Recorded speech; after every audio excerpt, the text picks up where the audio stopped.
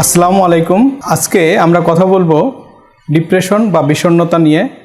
কখন আমরা এটা বিষণ্ণতাকে রোগ বলবো, এর ধরন কি কি প্রকাশভঙ্গি, এর চিকিৎসা পদ্ধতি কি।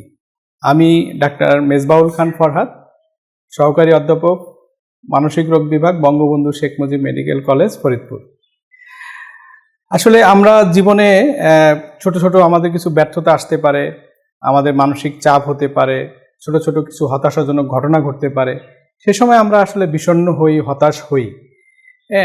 তো এই বিষণ্ণ হতাশা সাধারণত বেশি দিন থাকে না, হয়তো অল্প কিছুদিন থাকলো, তারপরে স্বাভাবিক হয়ে গেল। অথবা আমরা এই বিষণ্ণতা বা এই হতাশার জন্য আমাদের স্বাভাবিক কাজকর্ম হয়তো ব্যাহত হয় না, একটু মন খারাপ হয়। এটা কিন্তু বিষণ্ণতা রোগ না।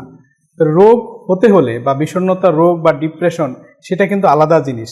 এটা একটা মানসিক রোগ বা আমরা বলি এটা একটা ব্রেনের রোগ। কেন? কারণ এই রোগটা হলে মানুষ তার বিষণ্ণ থাকে, বেশিরভাগ ক্ষেত্রে তার মনটা খারাপ থাকে। আগে যেসব কাজের প্রতি উৎসাহ উদ্দীপনা পেত, ভালো লাগতো, সেই কাজের প্রতি আগের মতো উৎসাহ উদ্দীপনা সে পায় না।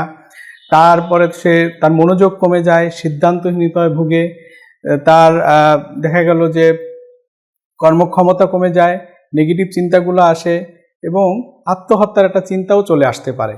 মনের মধ্যে এই সমস্যাগুলো হয়। এর পাশাপাশি তার ঘুম কমে যেতে পারে বা বেড়ে যেতে পারে, খাওয়ার রুচি কমে যেতে পারে বা বেড়ে যেতে পারে।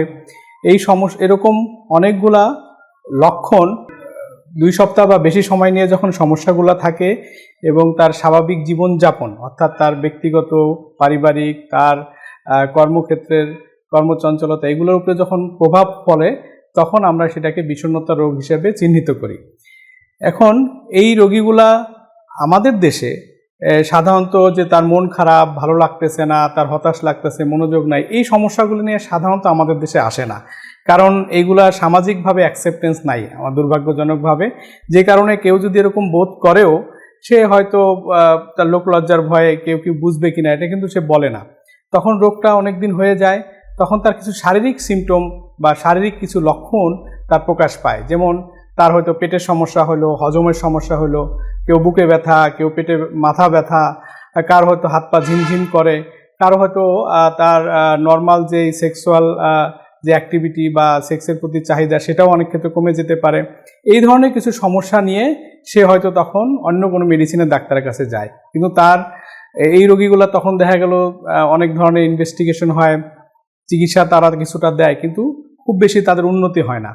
ঘুরতে ঘুরতে যখন আমাদের কাছে আসে, তখন আমরা যদি তাকে জিজ্ঞেস করি যে আপনি আসলে কেমন আছেন, আপনার মন মেজাজটা কেমন যাচ্ছে, তখন কিন্তু তারা বলে যে না, ভালো যাচ্ছে না, আগের প্রতি কাজের প্রতি যে উৎসাহ উদ্দীপনা সেটা নাই, নেগেটিভ চিন্তা আসে, মরে যাওয়ার ইচ্ছা করে। তখন আমরা বুঝতে পারি যে সে আসলে বিষণ্ণতা বা ডিপ্রেশন রোগে আক্রান্ত। তাহলে আমরা দেখলাম যে এটার কিছু মানসিক কিছু লক্ষণ আছে, কিছু শারীরিক লক্ষণও আছে। এখন এই ডিপ্রেশনের চিকিৎসা কি? আমরা বলি যে ডিপ্রেশন যদি মৃদু বা মাঝারি মাত্রায় হয়, তাহলে আমরা কিন্তু অনেক ক্ষেত্রে কোনো ওষুধ ছাড়াও তাদেরকে চিকিৎসা করতে পারি। কিন্তু ওই যে বললাম, আমাদের দেশে তো সাধারণত ওই পর্যায়ে আসে না, আসে অনেক অবস্থা খারাপ হয়ে। তখন কিন্তু আমাদের চিকিৎসা কিছু মেডিসিন দিতে হয়, পাশাপাশি কিছু কাউন্সিলিং, তার যদি মানসিক কোনো চাপ থাকে, জীবনে কোনো ঝামেলা থাকে, সেগুলো কিভাবে সে ম্যানেজ করবে, সেই ধরনের কিছু কাউন্সিলিং, সাইকোথেরাপি লাগে। পাশাপাশি আমরা কিছু মেডিসিন দিয়ে থাকি এবং এইগুলা দিয়ে আস্তে আস্তে তার ব্রেনের ভিতরে যেই কেমিক্যালগুলা তার উৎসাহ উদ্দীপনা মেনটেন করে, সেগুলোর যে একটা ইমব্যালেন্স বা ঘাটতি ছিল, সেগুলো পূরণ হয়ে যায়। তখন সে আস্তে আস্তে ভিতর থেকে সেই উৎসাহ বোধটা তার ফিরে আসে, কর্মদক্ষতা ফিরে আসে, ভালো লাগা ফিরে আসে, তার স্বাভাবিক ঘুম, খাওয়ার রুচিগুলোও তার স্বাভাবিক হতে থাকে। এবং যখন রোগী আস্তে আস্তে ভালো ফিল করে, তারপরও এই ওষুধগুলো কমপক্ষে 6 মাস বা 9 মাস চালিয়ে যেতে হয় এবং আস্তে আস্তে তখন ওষুধগুলো বন্ধ করতে হয়। এবং মনে রাখতে হবে, ডিপ্রেশনের 2টা টাইপ আছে। একটা হলো ইউনিপোলার ডিপ্রেশন বা আমরা বলি মেজর ডিপ্রেসিভ ডিসঅর্ডার, আরেকটি রয়েছে বাইপোলার ডিপ্রেশন। সেই ডিপ্রেশনে এই যে হতাশা বোধ, এই যে ভালো না লাগা, এই যে নেগেটিভ চিন্তা আসা, মরে যাওয়ার ইচ্ছা, এগুলো তীব্রভাবে আক্রান্ত হয়। সে তীব্রভাবে আক্রান্ত হয় এবং ফ্যামিলিতে কেউ না কেউ হয়তো বাইপোলারের রোগী থাকে, অথবা তারই হয়তো একটা ম্যানিক এপিসোড ছিল, এরকম হতে পারে। সেই রোগীগুলোর কিন্তু খুব জরুরি ভিত্তিতে চিকিৎসা দরকার, কারণ তার লাইফ স্টেজে তেমন কোনো ঝামেলা থাকে না, কিন্তু ভিতর থেকে ভালো লাগে না। এবং এদের কিন্তু সুইসাইডের হার প্রচণ্ড মাত্রায় বেশি। নর্মাল ডিপ্রেশনের থেকে বাইপোলার ডিপ্রেশনের রোগীরা বেশি আত্মহত্যা প্রবণ হয় এবং পুরোপুরি আত্মহত্যা করেও ফেলে। সো আমাদের মনে রাখতে হবে, ডিপ্রেশনের যখন লক্ষণগুলো আসবে খুব দ্রুত চিকিৎসকের শরণাপন্ন হতে হবে এবং প্রয়োজনীয় চিকিৎসা গ্রহণ করতে হবে। এবং এই বিষণ্ণতা বা ডিপ্রেশন এটা যে শুধু মন খারাপ ব্যাপারটা কিন্তু তা নয়। মন খারাপের থেকে যখন বেশি কিছু হবে, বেশি মাত্রায় হবে এবং তার স্বাভাবিক জীবনকে ব্যাহত করবে, তখনই কিন্তু সেটা বিষণ্ণতা রোগ বা আমরা বলি ডিপ্রেসিভ ডিসঅর্ডার।